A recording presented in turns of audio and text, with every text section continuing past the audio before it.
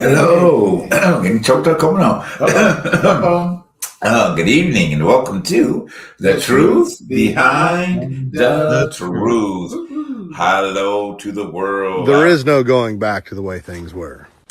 That's over. That's not going to happen.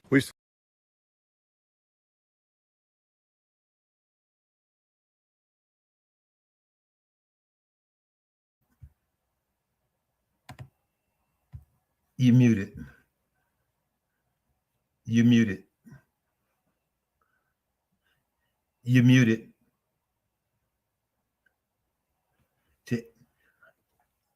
You muted.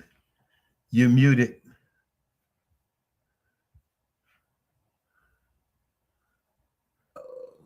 Why it doesn't come up anymore like that. But anyway, so hello. Now our voices are being heard. Yeah, we had a moment. It's been that type of a moment today. Thank you, Charles. Thank you. You're welcome. Well, again, welcome everyone to the United States and around the world. Welcome to The Truth Behind the Truth, our Tuesday night edition of Changing Your. Why this thing is buffering like that? Are we good, Charles? Yeah. Yeah, you're moving now. Yeah, it froze for a hot second. We're moving. Okay. You're good. All right. I don't know what's going on with this buffering thing. You know, we done That's invest. terrible. This Yeah. Wi-Fi, always. Well, we've Wi-Fi. invested in another situation. We're in the same room with the Wi-Fi, so this must be Trump trying to hone in on our information because we getting too much to the truth behind the truth. Uh-oh. That's what that is. You know, trying to censor us like he tried to censor Don Lemon. Shout out to bail Don. money. Yes. Shout out You better to have Don. bail What money. did you say, Charles? You better have bail money. Yeah, I do. Because the block is hot, right? Yeah. The block is hot out here. Trying to censor people from telling the truth behind the truth on your ass. Come Well, on, you now, know really. what? I think, what the greatest thing that happened out of all of this is that a lot of us are not going to really trust mainstream media anymore. Right. Because to be honest with you, the urgency in mainstream is not there for the situation that happened to Don and those 3 other Black independent journalists. Correct. Uh-huh. So to be honest with you, I think and I'm happy that it did happen. Uh-huh. Because if you watch CNN and everything else that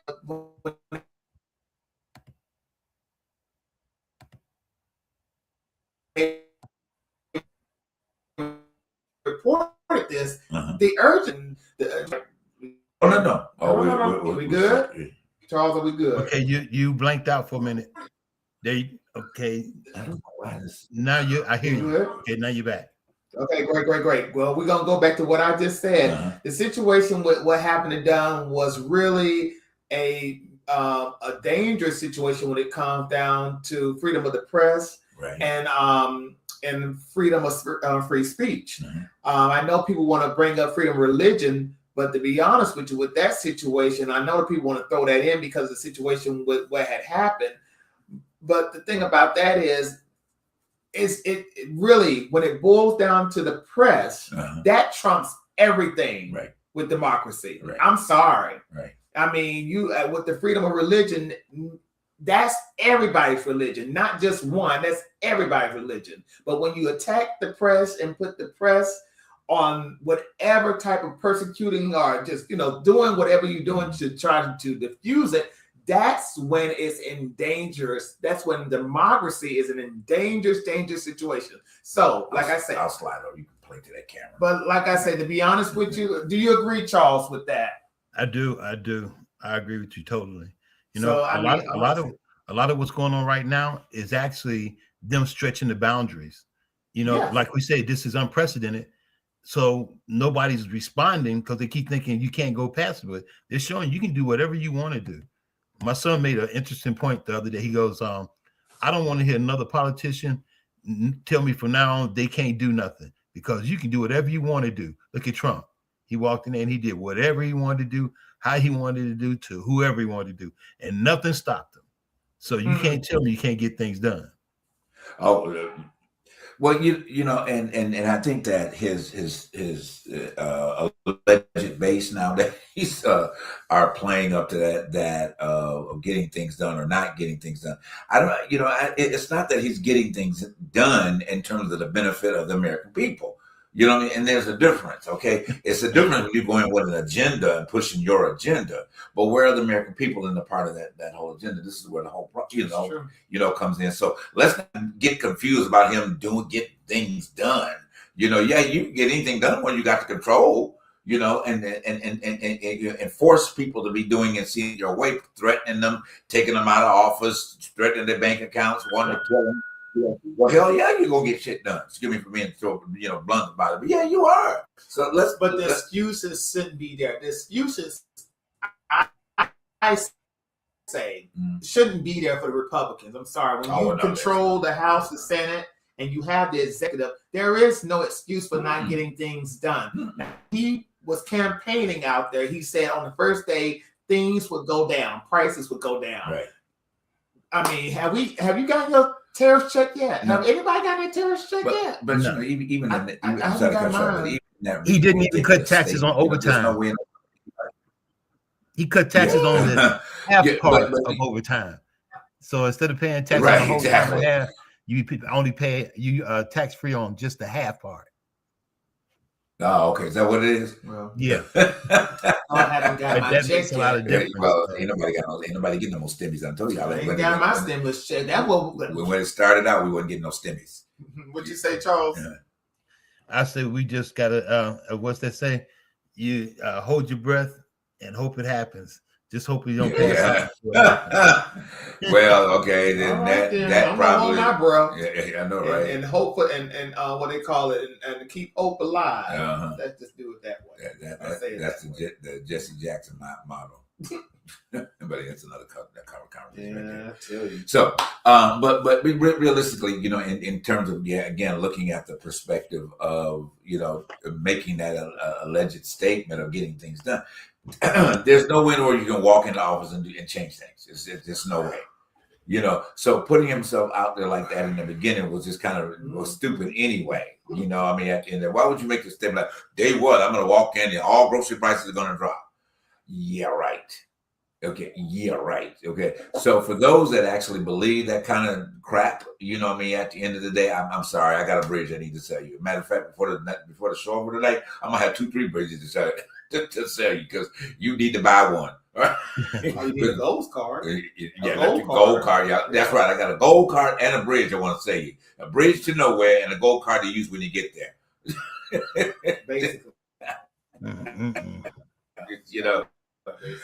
So, but anyway, none of he's gonna have to filter into our conversation tonight anyway. He just seemingly cannot stay out of the media aspect of it.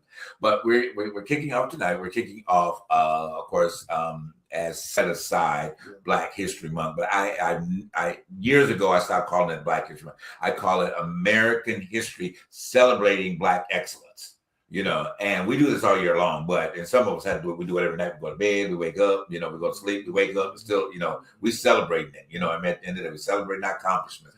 But so yes, this is the time to set aside to do that. So this time we're going to be focusing on not the Harriet Tubman's, Great Harriet, and all of the Frederick Douglasses and all those other. But we want to look at major successful accomplishments intertwined in today's society, not necessarily living, but that made a mark in today's society economically, and where we're moving forward in economic power. If we even listen to the things that they did, even though they're on the other side at this particular point in time. So this week we're starting off with Jackie Robinson. Many of you had no idea probably what the success after he started after he left baseball, because he's contributed to the situation and maybe on breaking racial barriers in baseball. But this man was an extremely smart and an successful man. Okay, that is a representation what we all consider a great segment of Black excellence. So I think I got it for you, Charles. Do you have it, Charles? Do you want me to get it? No. I got it. That's right. Am I the only one that didn't know that Jackie Robinson was the first Black vice president of a major U.S. corporation? Now, we all know that he was the first Black player in the MLB, but he was actually the first Black man to do several things, and I had no idea. So when he retired from baseball in 1957, he went to work for a company called Chock full o' Nuts, which was a New York-based coffee brand. He was hired by the founder himself to be the VP of personnel. During his time at the company, he pushed for economic advancement and improved working conditions. He was also an advocate for all the minority employees, ensuring that the company maintained a diverse workforce. He held that position for 7 years, making him the first black VP of a major U.S. corporation. When he left that position, he started his own bank. In 1964, he co-founded the Freedom National Bank, and he also served as the first chair of the bank. The bank was located in Harlem, and they provided certain financial resources to the black community. They provided mortgages, personal loans, and lines of credit. Unfortunately, due to racial discrimination within the banking industry, the black community didn't have fair access to these things. Freedom National Bank ended up being the biggest black bank in New York State, and it truly provided the black community with financial freedom, power, and independence. In 1965, he was hired by ABC to be the first black TV analyst to cover the MLB. In 1970, he started his own construction company focused on affordable housing. So he started with low to moderate income housing, and they built over 1,600 units, mostly in Brooklyn, New York. And the majority of the projects were done without government funding. What I admire the most about his story is that everything he did on and off the field 100% aligned with his never-ending mission to fight for equality and civil rights. This is a true legacy that should be celebrated in its entirety. Big shout out to Jackie Robinson. Happy birthday to Jackie Robinson, which is January 31st. Make sure you're following all the Jackie Robinson social media accounts to learn more about his legacy. But this is some real dope information to me.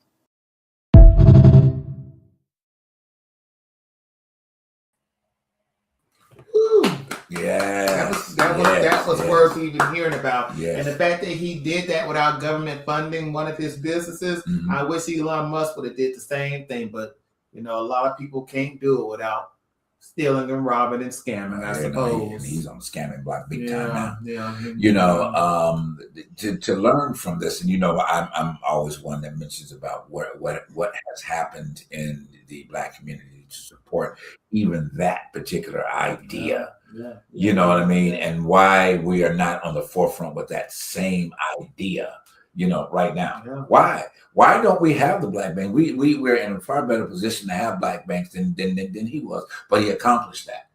You know, without any reservation and going. Of course, you know, as the video mentions, that the racial inadequacies that were in the banking system was still there, but it didn't stop him. You know, and we 60 years down, a little longer than that, right? Yeah, 60 years down the road, and we don't even have a black bank. Excuse me, there are two in Atlanta that don't even cross and help each other out. So, Martin Luther King said it best. He integrated us into a burning house. I hate to say it like that because, to be honest with you, that's what happened. People thought everything was better on the other side. When we integrated, we stopped dealing with each other. And on top of that, and you're gonna hate me for saying this, with segregation, it is what it is. With segregation, it forced us to have to deal with each other. See, that's the thing people don't fail to realize. With segregation, we had to become a community because we were all that we had. We had no federal protection as citizens within this country at one point. So who was protecting us? Each other. You know, we just couldn't go downtown to wherever you live. Downtown was the church, was actually the community. We had our own stores, drugstores, churches, all of this because we had no other choice. Now, after integration, after when we got affirmative action was starting to build up, people realized, oh, well, you know, it's best suited that we just disperse. We just go support our Wells Fargos. We go wear European designer suits. You know, we just stopped dealing with each other. And that right there is the reason why you do not have too many black banks. The reason why you don't see too many black businesses flourishing. And even in Atlanta, and it's so telling too, even in Atlanta, because we live out here in LA, but we lived in Atlanta. The saddest thing sometimes with that is that you always on Reddit or on Google, whatever that is, of any black business, we throw dirt on those businesses because we expect more from those businesses. And we advertise the dirt. which is sad. It's just we advertise our grievances to people who wouldn't care, either way about the situation. But we do air our grievances. So, in other words, the reason why we don't have these things because number one, we don't on a real tip support. We don't speak positive towards things that are of our own, of our own foundations.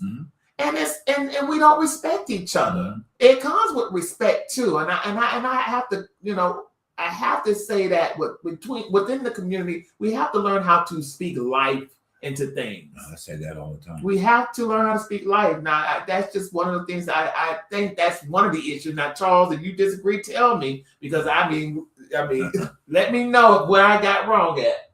No, we have to, speak positive. Words carry influence and weight. And a lot of times we spend too much. I learned this in therapy, that we spend a lot of time agonizing over negative stuff and letting the good things float on by without even indulging in the joy of it or the experience. We miss it. We're never in it because we're too busy worried about what we don't have, what we can't get, what's not acting right, what I can't afford, instead of looking at the things you can. Because I'm a firm believer in this. Looking back, over a year, look how far you've come in that year. And I'm a prime example. Each year I've excelled, or not excelled, but I've progressed further than I was. And that's when I really realized, man, I'm missing all my good points. I'm busy worried about the negative and the bad. Why can't I just enjoy the good stuff when it's there? Because it doesn't last long. So you have to take it when you have it. Right. Yeah, you're right. Well, I'd like to go back just a little bit, and we're going to move on. What he was saying about what Jackie Robinson did when he was within the corporate environment, of that he was working for. He looked out for his minority brothers and sisters in that environment. That's another thing that has not happened. I won't say we won't do it. It has not happened on a larger scale for our Black executives. They're not reaching back within the environment to support each other, to elevate, to put people in different positions within that, to maintain that. And if he was doing his best to accomplish it back then, where should we be doing it right now? You know what I mean? There should be far more CEOs. There should be far more, people in levels of presidents and in higher levels of management. And when we have individuals of color that are our CEOs, and they're not reaching back and doing so. But you know what? Let's like you said, Charles, let's not focus in on the why nots. Let's start looking at more on the why tos. But do we see the value in one another to put ourselves in those positions? Because even Phil Simon said this. Even in the industry, they don't hire us to do certain things for them. There are certain entertainers, certain people who do not hire their own people. Because they don't see the value. They don't see that I can't see myself being I don't see you furthering me, but I don't see myself being bigger with this type of management team or this type of accountant, because he might be black, he's black, and I see myself being better with somebody who is of another race. And that sometimes is always the case. We do not see the value in each other. Well, yeah, and that goes back to I slightly disagree with you about not segregation, when we merge together, put it that way. I think that and it kind of goes along with Charles says, every day is an opportunity to do something greater for yourself. You know what I mean? At the end of the day. And one of the things that we haven't focused in on for whatever reason, I think it's like what Charles said earlier, and you said too, that we don't focus in on this or celebrating the opportunities that are in front of us, because we see it, but we always want to put a negative spin on that, and rather than celebrating it for that moment or for that time, because we start throwing in the what ifs. What if this wasn't, or what if this is going to happen, and start carrying ourselves down that spiral, and there is no prosperity movement out of our mindset to see ourselves better. So I think that unfortunately this has woven its way into the community, and we don't know where to go with prosperity. And that doesn't necessarily mean money at the moment. Prosperity is the mentality. You know what I'm saying? Prosperity is seeing yourself, even like the prosperity of going into another day, celebrating that day. That's prosperity. you know, and that prosperity has to start with you and become a part of you. And then once it becomes a part, then I think we start seeing more of the manifestation of the things that we expect. But what happens is that we're laying that charge on somebody else versus keeping it on ourselves and dealing with what we have within our own ranks. You know, so we have to refocus our idea and where we have the control over, which is ourselves, you know, and take that responsibility. However, you know, one of the things that stop that from happening with you, I'm gonna go there, is that our faith-based opportunities, okay? Because our faith-based opportunity does not project that particular opportunity for its congregants. Okay, not all right, for y'all want to beat me up because I keep saying all, okay, but it is an associated gathering of people of color. Okay, and it has been that forever and a day. Now, if in that gathering of color, we're not taking the opportunity to better each other, you know, if we're not speaking life into each other and speaking life into each other, whether it's a job, whether you work for a bank, whatever, you know what I'm saying, and we're not taking that responsibility of doing so, you know, and it's not coming from that. Well, we gather together each and every week. Okay, we see each other. Well, those that do. Okay, you know, you see each other. But how many times? Ask yourself the question: how many times are you encouraging that sister down the road from you? You know, in her pursuits to be a businesswoman. You know, how if it's not 2 or 3 of them there in the congregation, how many of you guys are supporting her business as a cosmetologist? You know, how many are you supporting her as a nail technician? You know, within her, how many of the fellas are you supporting your barbershop? Not going there and talking about nasty parts about women in sports, but really talking about business related opportunities, stock investment. You know, putting things together, more ways of establishing business. And I'm gonna take it off to assembly. Where is that coming from? Why are we not in the place of doing it? This is where I think our ideas have to be reformed. You know, and we need to stop putting the responsibility on someone else giving that to us. You know, you have to create it. You are the descendant of the greatest creator of all, which is our created God. So the first created mind should be coming out of the Black community. Typically, you know, we're just good at projecting our limitations. Well, thank you. I think that's what. Thank you. We have a culture of projecting limitations on each other, and it is always and has been a limit to what we can do when it comes down to things like that. So the idea of the reform, this is why this video was such a great opportunity. And there's another one out that's basically talking about where it speaks of, and we'll go back and revisit that one further. It speaks of the acceleration of the inventors of the Black community. You know, but again, every time this month comes around, we always go back to Harriet Tubman. I don't know what Harriet Tubman did, you know, and then all of the ones that projected themselves out of a bondage situation. But we don't want to celebrate the ones that are already out of the bondage. We always go back to bondage, you know, but again, it's that mentality like Charles said earlier. You know what I'm saying? We thrive on bondage. You know, this is why I don't know, I'm going on conversation, I mean to get this deep, but this is why we keep looking in our worship services on the here and after and the by and by, and not dealing with the here and now. Okay, because everything, it's gonna be fine as long as you pray, let God have it. You know, it's gonna be better when you die. You're gonna be down, you know, streets of gold and everything. So it's gonna make up for everything you didn't get on this side. You know, if you get in. What do you say? If you get in. If you get in, okay, thank you. Okay, if you get in, because if you ain't doing it like I told you to do, you ain't getting in, and I'm gonna be there to make sure I guard the gate that you ain't getting in.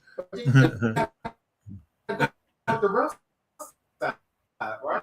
Well, that too. You got to go up the rough side of the mountain. You got to do that too. Get there. So don't fight what I'm saying, people. Okay, that's too late. They're gonna fight you. Yeah, I know. They're gonna fight you. But the that's truth, all you can't help that. The truth is the truth behind the truth. Well, if you don't like the truth behind the truth, they're gonna see fight it. you on that. Okay, but They're gonna fight you. but hey, like I always tell you, hey, come on the show. Okay, hey, you know, you can knock and say I'm here. You can put a comment in the comment if it's appropriate. We'll put it up for you. You can send us an email, ttbshow@gmail. If you don't like what I'm saying, all right, at the end of the day, but I can tell you this, everything that I am saying is an element of complete truth. And if you have not taken responsibility to go and investigate it and understand your life on a historical point, shut up. All right, go ahead, man. Oh, I'm done. You said enough. You said enough on that topic. I'm done. I'm just saying we just don't need to project our limitations on each other. I think that would be best suited in our community because we are good at doing stuff of that nature, you know, especially if you're coming from a small town situation or you coming from a religious situation. It's just I see it in the comment section and certain people that I listen to, Mhm. and it's always, I think it's best if you do this, and I think it's better if she do that or he does this. And it's like, I'll leave it, let God do it. Yeah, I'm like, just leave it alone. But anyway, yeah. So, and again, now here's another point about the Super PAC. Toward the end of our show tonight, we have I love this guy because he is such a realistic a life coach, and I love that the scenarios that he puts out. So we're going to have 2 videos from him tonight. So taking what I've said, taking what Diamond has said, taking what Charles has said, and listening to what he said later on in the show, why don't you start implementing that?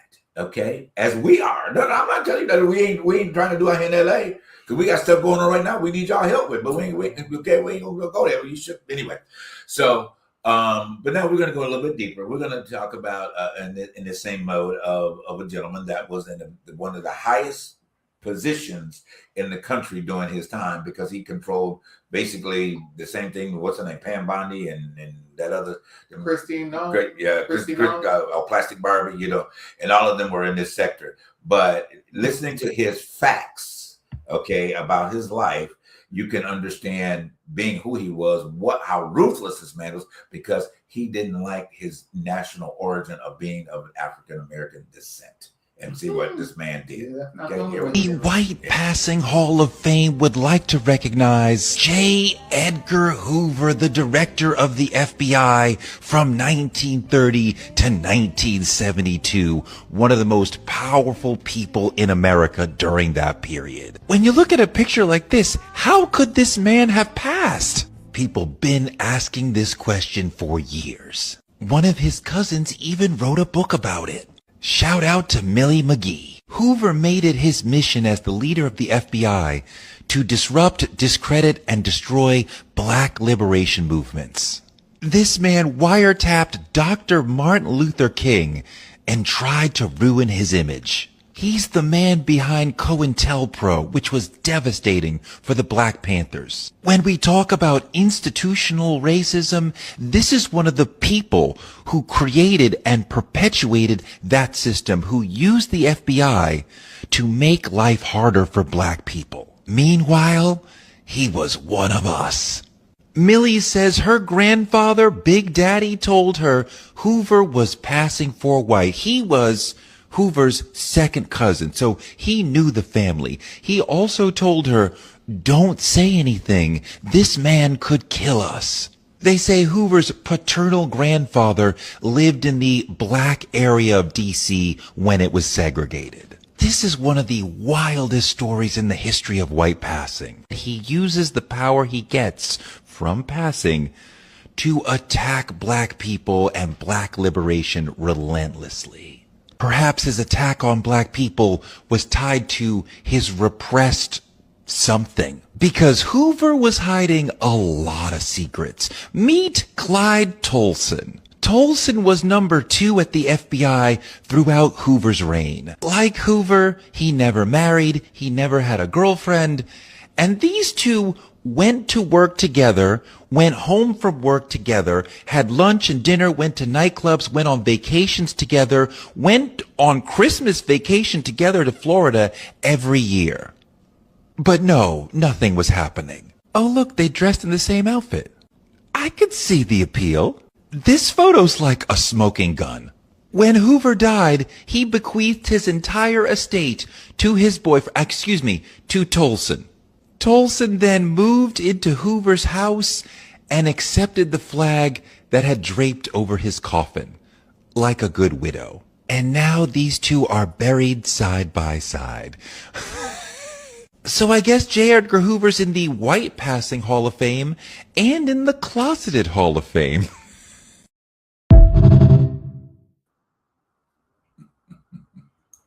I'm not surprised. I mean, they said he always dressed up in lace pantyhose. Mm.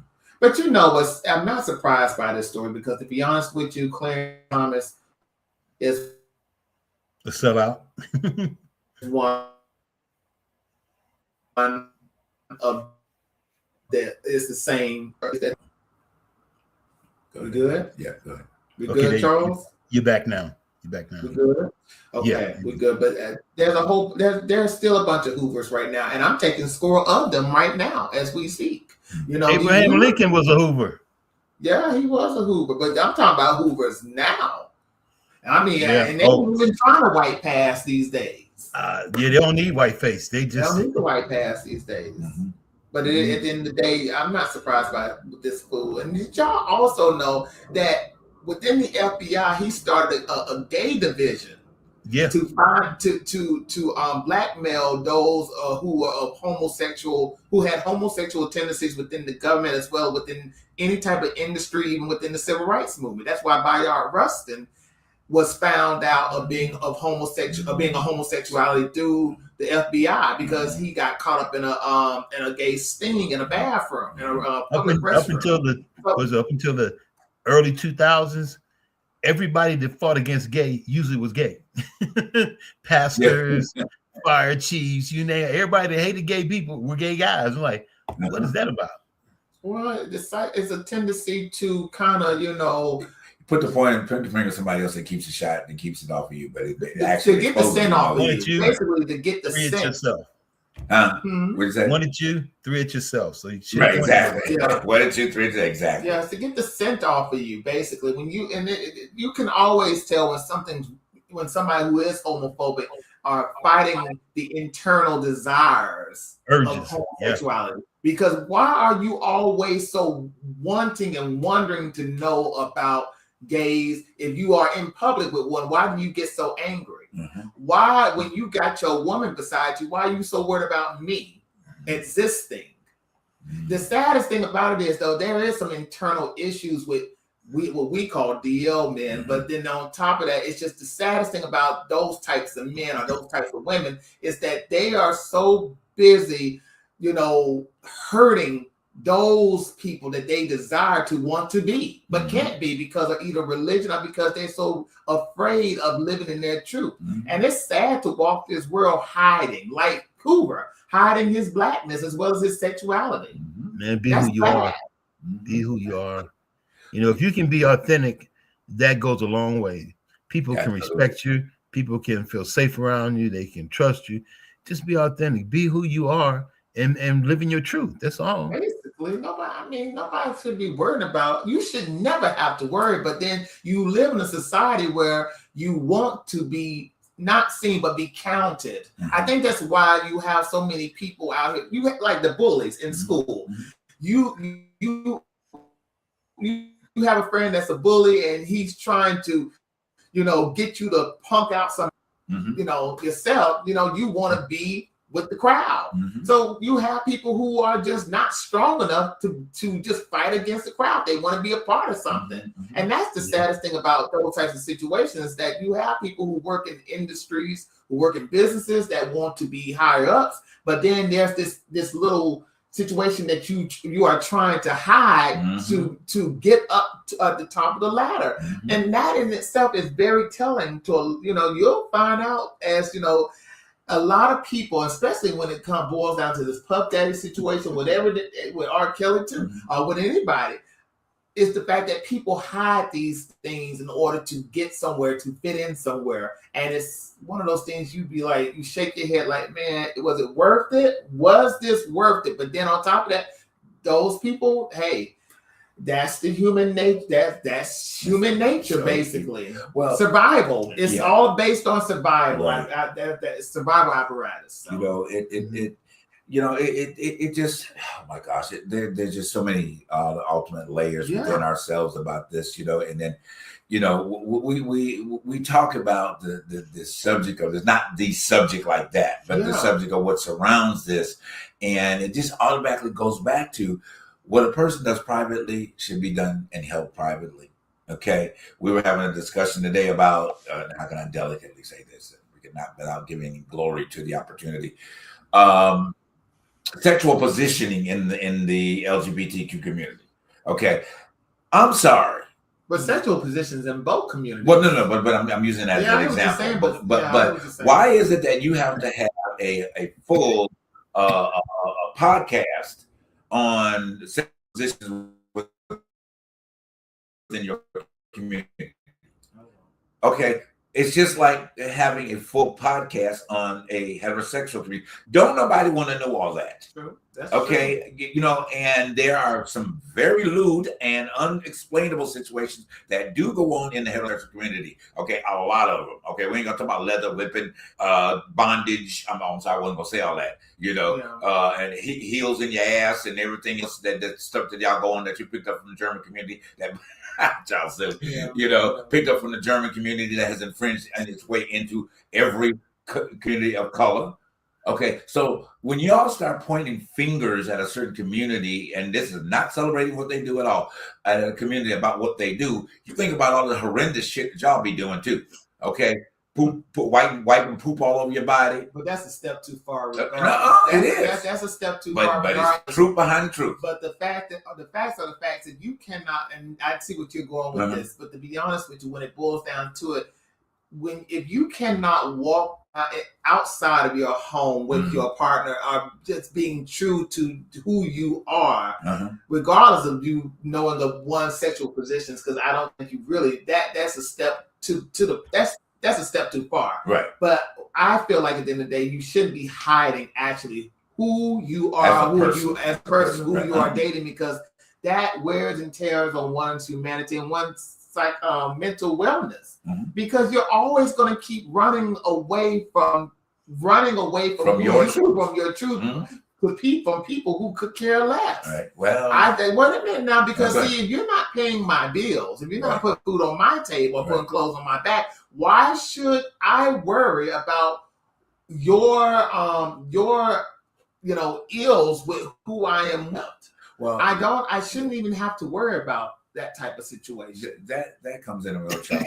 That comes in with the versatile fact of not being able to be accepted. So when you have got a community of people that look like you that just want to downgrade you, you know, for whatever it is, you know what I'm saying? So therefore the hidden closeted opportunities become more prevalent, you know, versus the saying, okay, you know, hey brother, I appreciate who you are, and that's it, because I love you who you are, not who you're in love with, not who you're bound by, and all these other types of things. Go where you want to. You go where you are loved. Exactly. That's the kicker. You have to go where you are loved, and you have to be strong in your convictions to be in that space and say, you know what, I am who I am, and I just don't care what you have to say about it. Exactly. But go ahead, Charles. Oh, you mute Charles. You mute Charles. I'm on the same point you all on. I'm just a firm believer in being who you're supposed to be and following your dreams. What's that thing? If you don't have a plan, you plan to fail. Well, it's true. You have to have some type of forethought in what you're doing, what you're attempting to do, what your priorities should be. You know, like I said, I look back over the past, I want to say 10 years. Man, that's crazy. But even a little further than that, I went through a lot after my divorce, you know, being homeless and then going through all these health issues and, you know, trying to get myself fighting for my VA benefits and trying to get things in order, still going to court about my ex-wife. Hey, there was so much I could easily fall into it, which I did, into a deep depression, found out I had PTS and I was clinically depressed. But I had to try to figure out how to pull myself up out that hole. You can't wallow in squalor. You just can't do it. You have to get up, move around, you know, and make an effort. It's true. All of us get our worn out days. We go, man, I don't feel like doing that crap. But you can't do that every day. You just can't. Right. Yeah, you can't. You cannot do it. There have been times I've had weaknesses too. You know, I have my own situation when it boils down to certain things like depression, but you know, with that comes recreational situations because of the fact that, you know, with that people dibble and dabble in drugs, people go out and they do things to their body like sexual situations. And you know, as I had to walk this journey before I met Jay, I've had to I have to be strong in situations where I'm like, that's not where I'm from. That's not the foundation I grew up on, doing certain things that will hurt me and harm my temple. You know, people, it's so easy to fall into those traps because you don't have the strength or the wherewithal to say, no, That's just not where we're going with this. Well, when you've been painted that number one, your natural being is no good, okay, and then you're always fighting in a position to become good.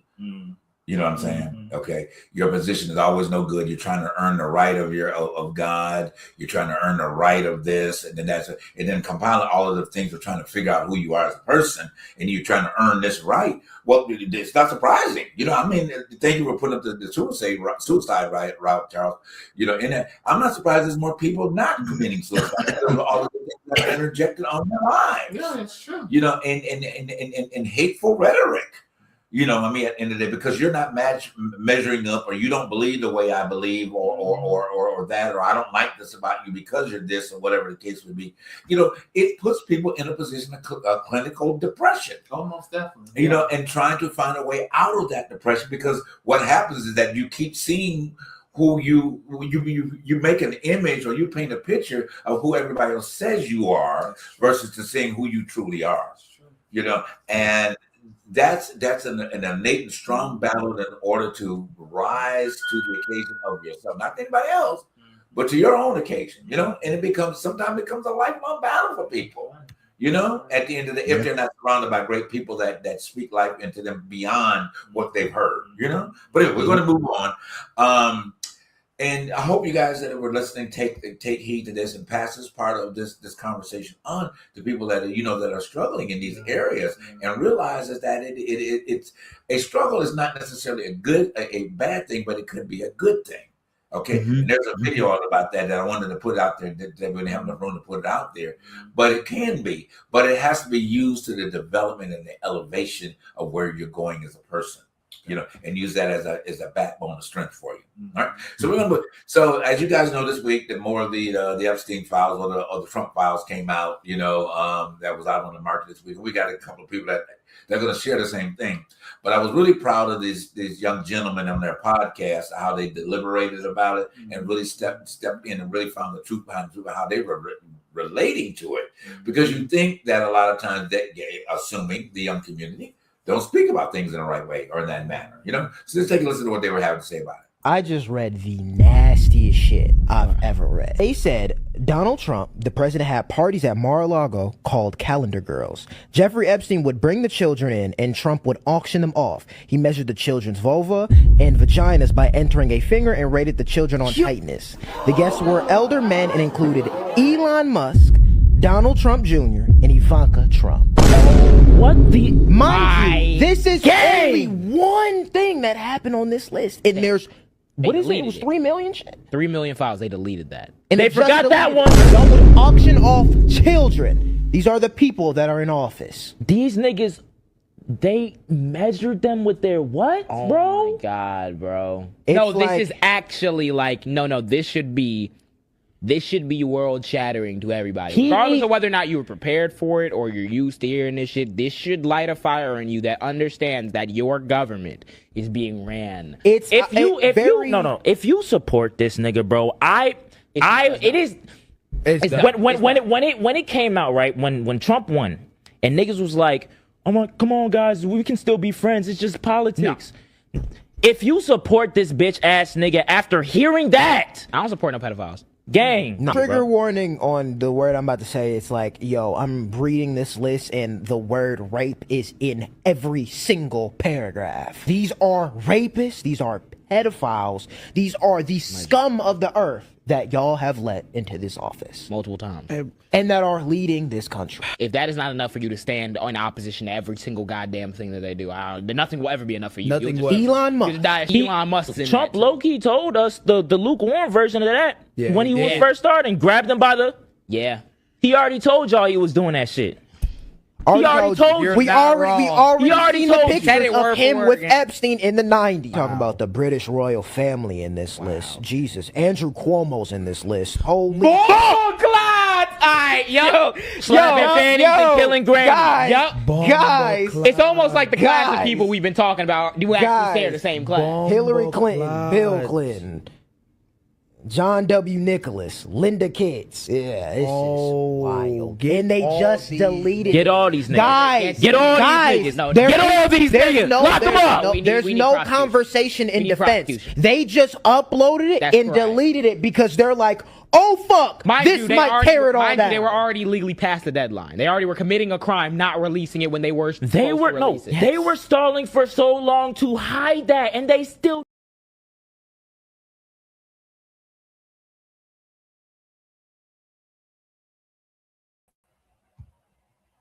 You guys okay? We're coming. There we go. Okay. We're good. You know what I have to say? That's better. They are better. I will follow them, and I will say I like the fact that they are aware of this. Other than those fools at the Grammys, I want to name who he is: rapper Kevin Gates and Jelly Roll. Jelly Roll, that's perfect. Now, I you know why I named these two idiots?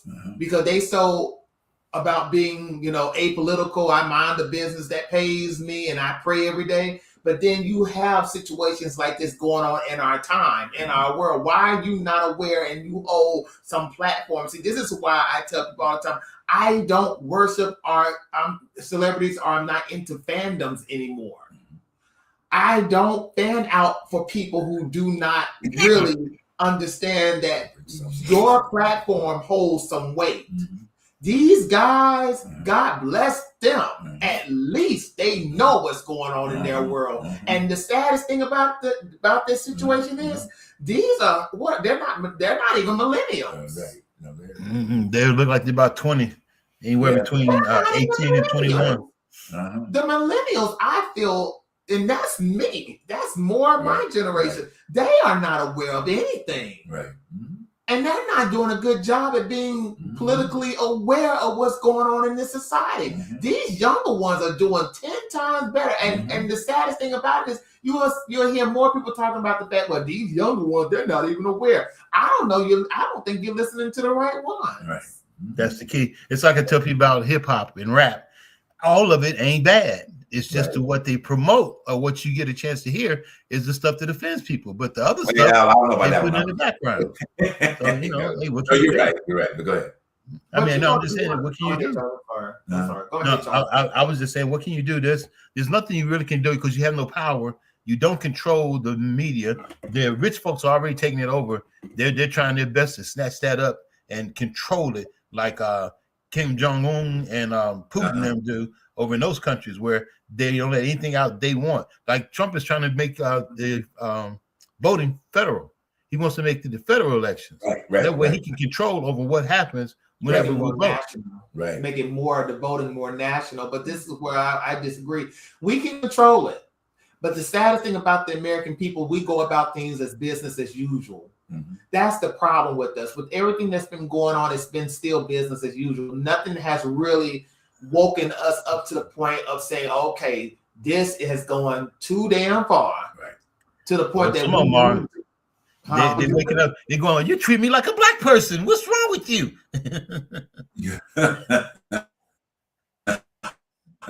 It's a shame. I can't say about black people now at this point in the game, because I got this from Joy Reid today while she was talking to Don Lemon. They want us so bad out there on those streets. Now you see the way they're dealing with all of our white counterparts who are out there protesting. With that being said, they know if we were out there, it'd be a whole totally different situation. Yep, and we're like fuel to the fire. There you go.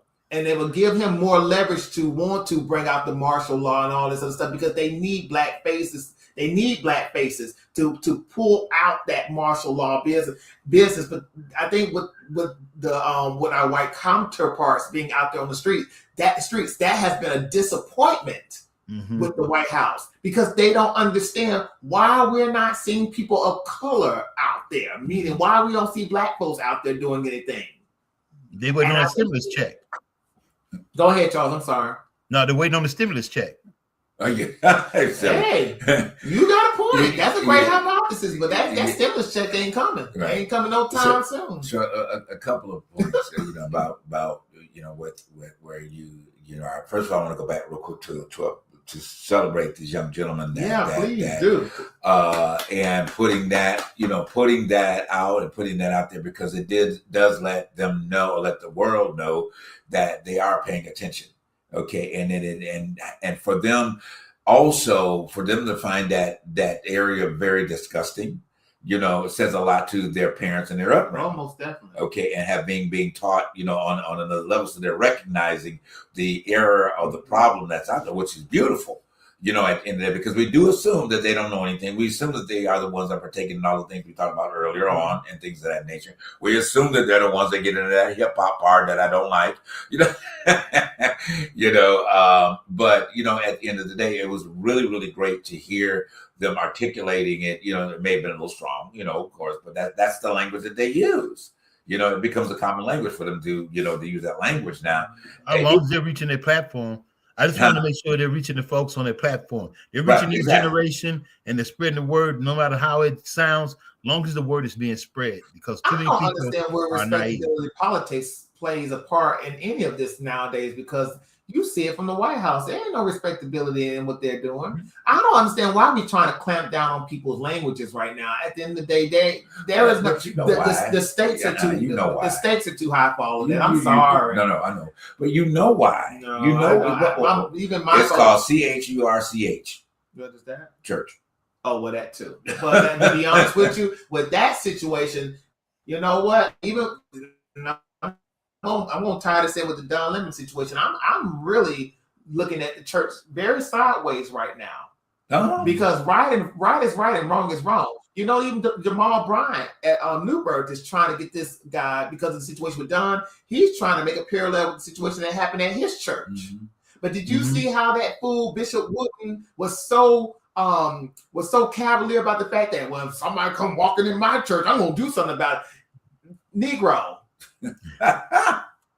That's the stupidity. And even with the Jamal Bryant situation, you got dumb Negroes right now talking about, well, he didn't go inside of his into his church. He didn't go into the sanctuary. He didn't go into his sanctuary, so there is no call for parallels. That don't mean shit. And stop moving the goddamn goalposts, because the simple fact is he did walk into that man's church. He did disrupt him. Even if it wasn't in the sanctuary, he was still inside that man's church. But that's the situation with certain people. See, you gotta watch. You gotta start. We need to start taking notes of coons in our community. I'm sorry, I'm gonna call it what it is. It's coon behavior. I had a video I wanted to play for the coons, but I didn't. You didn't have it. Go ahead. Well, maybe this one will kind of bring it in, because it's kind of like in the same line of what we're talking about, how this idealistic way of looking at things from the other perspectives. But here we go. America wasn't founded by grabbing a bunch of dudes from other countries, bringing them here, giving them free apartments and welfare. It was by people who wanted to escape religious persecution, and they started building things, not just coming here getting handouts. I mean, I've been a lot of places, and I've seen a lot of people, and as soon as the truth is told and you don't like it, you just say racist. Let's talk about the truth there, Pierce. I got to jump in here. When we talk about the founding of America, it was founded by European colonizers, built on the backs of enslaved Africans and on the genocide of indigenous people. To claim that it wasn't, it literally was. The Homestead Act, which was finally repealed in 1987, gave hundreds of millions of acres of free land to white European immigrants while denying them to the descendants of enslaved Africans. And so even to this day, the single demographic, the largest demographic on public welfare are white Americans. But there is no accountability and restitution or reparations for the enslaved Africans and their descendants who suffered genocide. And we rewrite this history. Well, we built it by our bootstraps. No, you didn't. You built it on the backs of the enslaved Africans who were beaten and murdered and raped. This is the legacy of this country. To be prejudiced against black people and call them lazy requires the highest level of ignorance conceivable. White people, when they came to this land, were the laziest welfare babies you could ever imagine. Got everything from their king. Brown people helped them survive the winter. Then they got black slaves to keep them alive and make them an economic superpower. And now they look at those black people as if we're lazy. No, we're the reason you're rich. We're the reason you're rich. It's not by your hard work. You're not a hard worker. Historically, ancestors received welfare and now you receive welfare. And somehow you can look at black people and blame us for our situation. No, it's your fault.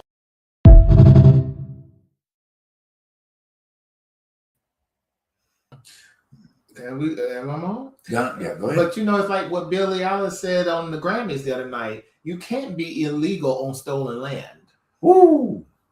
But Charles, if you can put that in the crawler on the banner, that needs to be crawling. But go ahead. You can't be illegal on stolen land, even when it boils down to the Hispanics. The saddest thing about this situation is you got a lot of people who will say, "Well, this is America," but then you remember Texas was stolen. Uh-huh. It was stolen. Oh, it was stolen. And because of it, we had the Mexican-American War. Uh-huh. And then we got half of where we live is LA, and you got Arizona, Texas, Nevada, and all the Midwest. You got all of that through that war. But the saddest thing about the situation is you got people who want to rewrite history so freaking bad to fit their narrative, and that has always been the issue with American history. Rewriting history has been the biggest thing within this country. And you know what? I hate to say it. A lot of people don't like to read, and that ain't okay. No, that's not okay. Reading is fundamental. And that's why we in this mess. Absolutely. We in this mess now because people do not like to read. But at the end of the day, you can't be illegal on stolen land. I'm just gonna say. I love that. That threw me. That really was the cat was on the show. Go ahead, Charles. Hey, I'm with you on that one too. Man, one of the things I want to say that I think we should take a little pride, if not a little more effort in, is being an example. Those young men got where they are or got that influence from somebody. They didn't just wake up one day and say, you know what, I'm going to study politics. Someone in their lives gave them that bug and made them go, wow, I didn't even know that. When that happened and they got that fire in their belly to go research and see what's going on. That's the example that I want us to share. That's the example I think more people should share. A lot of us are always using that excuse that nobody showed me. Nobody told me about. Well, why don't we go out there and try to show someone? Why don't we be more an example in order to make that happen and make other people more aware? Well, going back to the black church, to be honest with you, the only institution that was educating the black community was the church. I'm surprised about that. But go ahead. We good? We good? You're back. Are we You're good, back Charles? Now. You're back now. I'm going back to what I just said, since we got disrupted. The only institution that was educating the black community was the church. Now, while we up here calling people's wives $2 whores, and we're calling Jasmine Crockett some hoodlum they can't speak, why are you not telling your parishioners about the electoral college and where it originated from? Why are we so busy pointing fingers at gay folks and at women who wear red lipstick? Why are dresses up underneath women's dresses? Basically, you're up underneath women's dresses. My thing is, why are you not educating black folk to the point of knowing your history and how it connects to the system? Yeah. The facts are the facts. Without us voting, we are not really full-fledged citizens. And that electoral college is there because of us, number one. Yep. And that's one of the reasons why I don't quite understand why we're not organized in that realm of our community. That's where the church dropped off at. And that is why I'm like you. I'm sometimes so pissed off with the fact that you can sit up there and sow division behind a pulpit. And we ain't gonna only discuss church. We're gonna talk about schools too and families. Why are you not educating your children in the home? Because it's easier to teach. It's easy to keep pushing propaganda. It's easy to keep putting that in those belief systems and feeding them because it requires you to study and learn something different, to bring something different to the table. Well, I'm grateful to have people in my home, especially my grandmother. As much as, she lived during that time period, but the facts of the facts, she educated us on this stuff too, including my mom. You have to have people who have to teach you who you are Because you got a lot of black kids walking in this world not even knowing who they are and wanting to be to not only they just want to belong. Right. But you have to understand you can't, there are certain things called microaggressions that you have to put up with by people who don't understand who you are as a human being. Because they only see you through the lens of a hip hop artist. And I ain't gonna lie, I'm not gonna lie to you. Charles, there have been situations where I've been around people other than who I am who claim that all we do is listen to hip hop. And they don't understand that we are not only about hip hop, we are jazz, bebop, rock, R&B, soul, country. We are all of these things in one pot. But that's all they look at us as in the lens of a hip hop artist. And that's not, I think that's the most craziest thing. But hey, to each his own. It's the mainstream media push. And that's there you why go. you said that you frame your idea of a person by what's pushed at you. You know, you do. Bottom line. True. You know, that idiot in the White House, he pushed an area of all people of color was ratchet, and they were thugs, and they were trying to come in and beat up your wives and everything else, and they were drug dealers. Nicki Minaj. Yeah, exactly. Well, number number one mental thug right there in the White House with a big ass. The reason for anyway, Nicki Minaj. so you know, I'm gonna say this real quick. We got to go on because time is wrapping up. The one movie you like to bring up a lot of time, which is Tyler Perry's movie, I think it was Medea, somebody's Family Reunion, where Cicely Tyson and what's the Maya Angelou were on the porch. And the symbolic point about that is what we reiterate, how the men of that group was trying to push after the young girl, and push up on her, and then she didn't realize who she was, so she was almost playing up to it to allow it to happen. But that moment that they had on the porch, they were trying to remind that group of young people of who they were. And even in that film, we missed the significance of what was being said at that particular time. You know, we really do. But anyway, let's move on to this gentleman. He's kind of talking about the same thing. We're going to reiterate how we can't go backward, but we got to go forward, but we got to find a way to navigate it. There is no going back to the way things were. That's over. That's not going to happen. We still have a long road ahead of us. The Trump regime still has to fall, and people have to be held accountable. We'll have our own Nuremberg-style trials. But what comes after? And that's something that keeps plaguing my mind on what comes next. When we go to rebuild the government in America, here's a few ideas. No more super PACs. That's done. Companies are not people. We remove that shit. We bring back the fairness doctrine in the news. There are 13 circuits for the Supreme Court and only 9 judges. We fix that. 1 judge per circuit. And they're no longer appointed by a president. They're elected by the people. And we can figure out the federal circuit voting stuff later.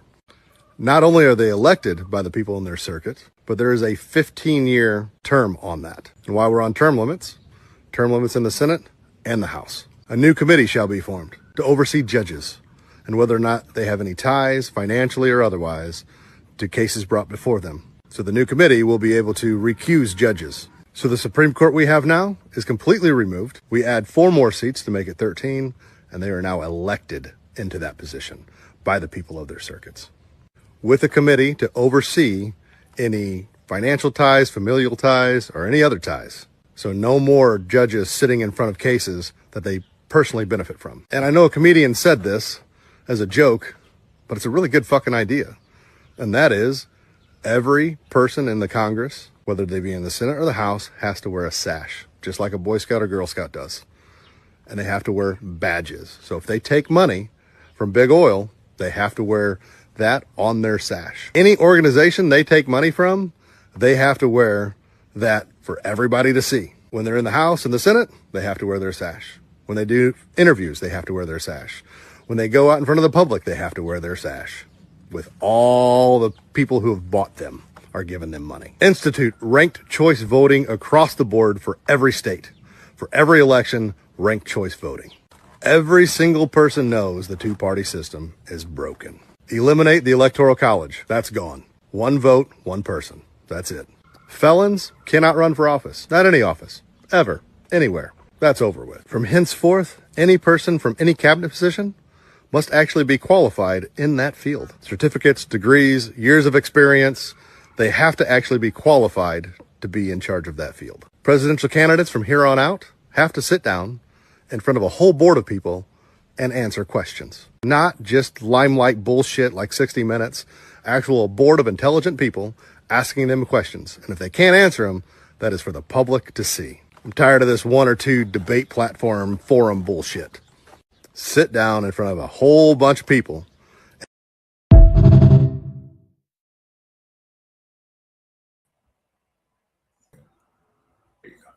Yeah, but it's going to start with the people.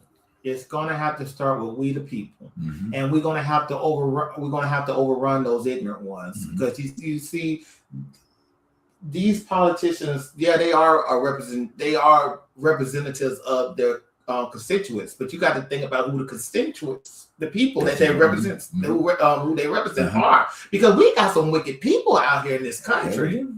And because of the fact that you can have somebody like a Marjorie Taylor Greene or whoever, or Lindsey Graham, you can have these people because you have people who believe in what they believe in.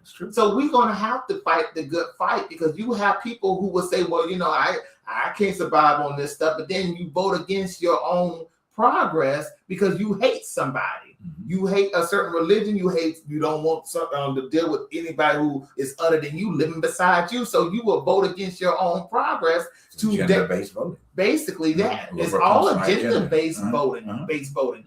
But yeah, we're gonna have to deal with those too. Right. But I feel like at the end of the day, we need to get rid of the Electoral College. Right. Because there is no need for that anymore. There's no at all. It's antiquated. Yeah, it's antiquated. It needs to go. It serves no purpose. It's way outdated. It has to go. Yeah. In actuality, that's the only reason you have more have Republicans in office. If it wasn't for the doggone Electoral College, we wouldn't have any Republican presidents at all. Electoral College is the only thing helping them get that. Yeah. And to be honest with you, and I'll go back and say this: the Electoral College was needed because of the Southern whites, especially during the times of slavery. Because who was overrunning the South? Us. We were. There were only a few whites that populated the South because they were either Southern planters or they were just poor whites. But it was most of us that were there down South working in those fields, but we couldn't vote. We were not even considered human beings, a 3/4 of a human being. Right. So the South felt like they were at a disadvantage because they felt like the North had to say when in anything that was political or picking presidents. Right. So the Electoral College was to balance the situation. Right. But we don't need that anymore. No. Well, some think they need it because they think the balance would be off if they don't have it, and Democrats will be all over the place. You know, that's why they want to hold on to it. You know, again, another agenda-based level. You know. Well, anyway, we got to move on. But we really hope that once again tonight, that we are elaborating on areas and bringing you a place of pause to think about where you are, what's going on in society today, but where you're going to find yourself in the midst of all of this. You know. Last 2 moments here. We're going to be with our motivational speaker guy. Just take the moment, listen to what he's saying, and identify. All right, identify, and let's move from the agenda-based thought patterns, of ideology, belief systems, that hold us bound to certain situations where we can't involve the people. This is why we're seeing, totally lost his mind. And supporters are saying that he has lost his mind, but they're going to continue to do it because they have an agenda that they think that he's going to be able to push before he goes crazy. Okay, and it's bound to happen. But listen to our we're going to take it off of him. We're taking off all the stuff, the Epstein files for a few minutes, and just find ourselves and center ourselves back and realize is that each day, like you said, Charles, we have to wake up and look at the gratefulness and the things that come to us in that day and be centered about us. And move forward in that. But here we go. Man, I'm trying to tell you, y'all ain't trying to hear nothing I'm saying right now. You're not trying to hear nothing I'm saying. Doors are closed in your life so better opportunities can provide themselves. You wanted to walk through door 3, but life was like, why is she not walking through door 2? Because door 2 is really going to be the one that's going to get her to the level that she is capable of. See, what you got to understand, I think we've heard this in many prophetic books of the story was already written. We over here just trying to figure it out, trying to figure out which way to go. Life is already showing you which way to go. It's about being still, listening to those prompts, those intuitive prompts, the synchronicities in life that are saying, here, go this way, do this. And then you start to see that you have always been guided. You have always been steered in which direction to go. So now this is like, look back on your life. You're always going to be okay. So when that door closes, don't cry. Don't be upset. Remind. It means you have to tell your mind over again. This may be closed, but something bigger and better is going to be opened.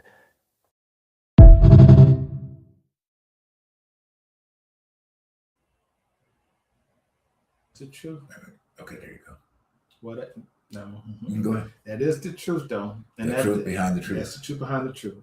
You know, and it just draws pause to think and realize where it is. And then we just have to, even though it's difficult, we're dealing with difficult situations right now. I mean, as we speak on this show tonight,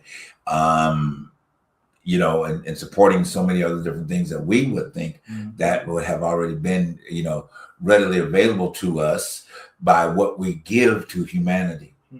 You know, we've been given, Charles and I and all of us have been given to humanity for 6 years, you know, but in that 6-year time period, how many of you guys have actually contacted us and said, hey, let me contribute to something? Because I know you have to pay something to come on the air. You know, I know you have to pay something to bring this broadcast to us each and every week that we either take advantage of, pass by, don't think, we don't agree with you. So whatever the case, but you'll support each and everything else that you don't agree with. Okay, you'll buy the products, you know, you put them on your shelves, you put them in your bathroom, you put them under your arms, you put them on your neck, whatever that product necessarily may be to support another idea. But you have an independent opportunity that's been before you for 6 years. We'll be starting our 7th one soon. Okay, and not only 2 of you that I know of that has ever contacted us and communicated some sort of financial help for us. Seriously, 2.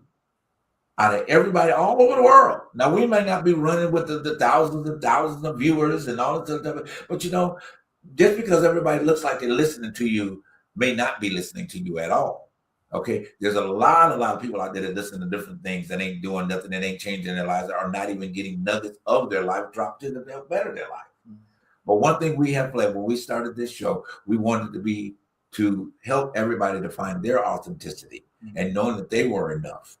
Okay, in the course of their life. If you missed that over the course of our time period, you stopped watching us, I'm sorry. You really missed a lot in 7 years. Yeah, we really talked about a lot of things. We've had guests of the yin yang. We've had celebrities.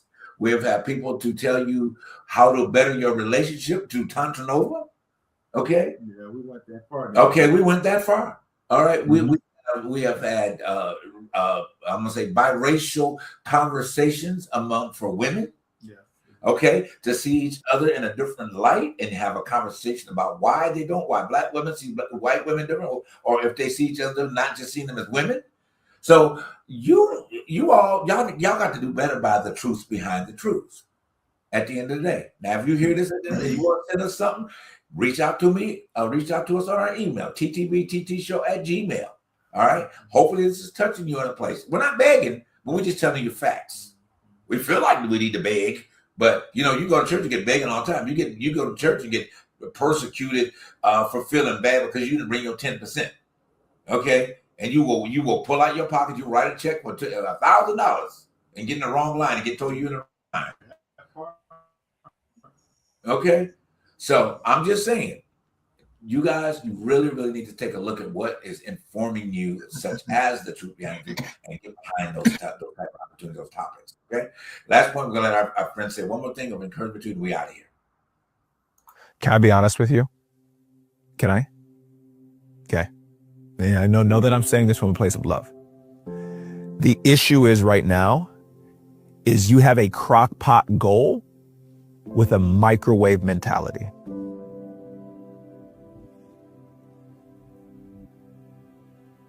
You're trying to cook something that requires a lot of time and a lot of energy, but you're trying to hurry up and get it done. And now the energy that's needed, the sustainability that is needed, you don't have it because your consistent daily actions don't match it.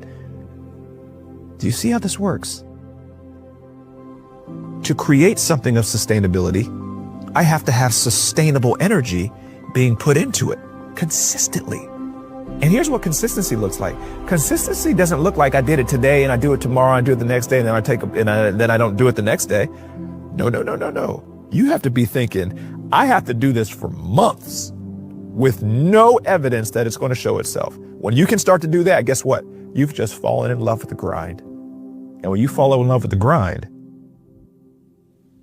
that meat's going to come out that crock pot tasting so good.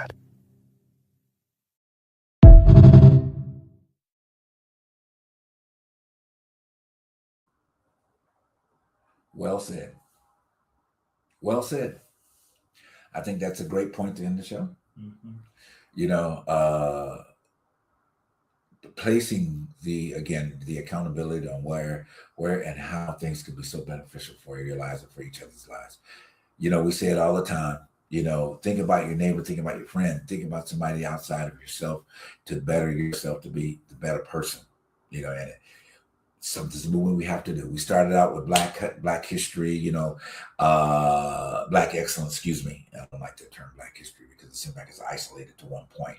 You know, we've learned from what Jackie Robinson did today. You know, we learned from that today. We learned that the ability within the mindset of determination and wanting to be making success happen, we learned that today. We did. We learned that from him. We learned that from his story. You know, his life. This is why I always say that, you know, that those of you that don't understand yourself, even in your biblical perspective. And if anybody, like I've said before in the show, telling you that you're not anything, you're greater than what even somebody thought that you were, because guess what? Your story is being written every time that you wake up each morning. Okay. Your story doesn't end until it's closed out here, but guess what? It still continues because everybody that come after you going to know about your story. Mm-hmm. It's just like every story that y'all want to make realities, everybody's reality, every story in the Bible from Genesis to Revelations, okay, is still a story. And it's a story about real people experiencing a real opportunity and their perception of their real God. That's it. Okay. We've had a great time tonight. All right. We've had an enjoyable time tonight. We hope that it's been an educational place. We're way over our time, but you know, sometimes we need to be a little bit over this to kind of bring everything home to you, you know, as we should. We love you much. Charles, thank you as always for being here. We love you, brother. Thank you for being part of Black history, excellent history. You know, the three of us right here, we are Black history. That's right. We are excellent history, because guess what? When we move on to the other side, these videos, these opportunities will still be here representing what we contributed to creating another excellent level of excellent Black history. That's true. They'll still be here. They will still be here. And we keep raining on. So that's another reward too. Okay, to us, because we'll still always be blessing somebody throughout this world, whether it's 1, 10, 15, 20, whatever. We'll still always be doing that. You know, they'll probably look at us quicker than they look at the ones that have 50 million votes and all those other type of ranks and every type of stuff, because they really ain't saying nothing to mean anything. All right. Anyway, we love you guys. We will see you back right here on The Truth Behind the Truth next week. Bye. Have a great week.